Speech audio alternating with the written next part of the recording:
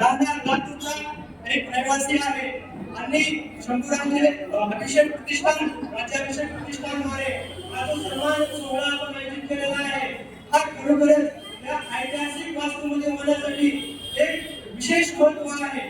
ते विशेष महत्व यासाठी आहे की या सोहळ्यामध्ये हा जो ठिकाण आहे जे आमच्यासारखे छोटे मोठे कार्यकर्ते आहेत जे समाजामध्ये सामाजिक स्वराज्याचा शिवराजांच्या विचारांचा वारस घेऊन कार्य करत असतात, त्यांची प्रेरणा घेऊन काम करत असतात, त्यासाठी हा एक वेगळा सन्मान आहे.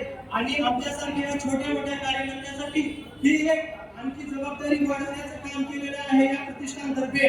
कारण की हा जो आहे शिवाजी महाराजांनी एक गोष्ट सांगितली, आपण म्हणतोय बोला बोला काय, आपण एखादी व्यक्ती म्हणतोय सध्या जो सामाजिक राजकीय आर्थिक शैक्षणिक परिस्थिती निर्माण झालेली आहे, आपण फक्त कुणाच्याही पाठीमागे अंधविश्वासाने चालत असतो.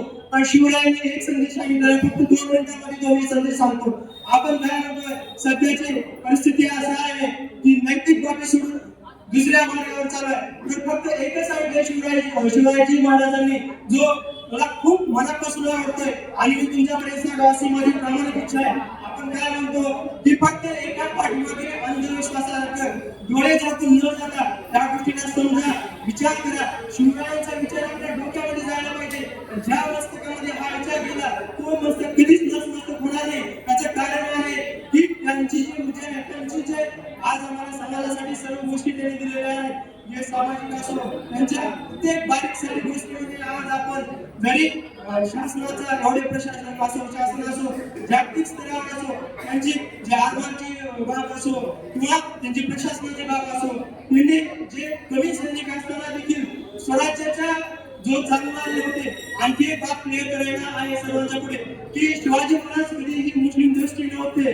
ते त्यांनी एक फक्त जे वाईट प्रवृत्ती होती त्या वाईट प्रवृत्तीच्या विरोधात होते. आणि या गोष्टीचा आपण सर्वांनी समाजाकडे आणि सर्व हे जे काही सामाजिक संस्था आहेत, ट्रस्ट आहेत, वेगवेगळ्या माध्यमातून आपण शिवविचारांचा जागर करत चाललो.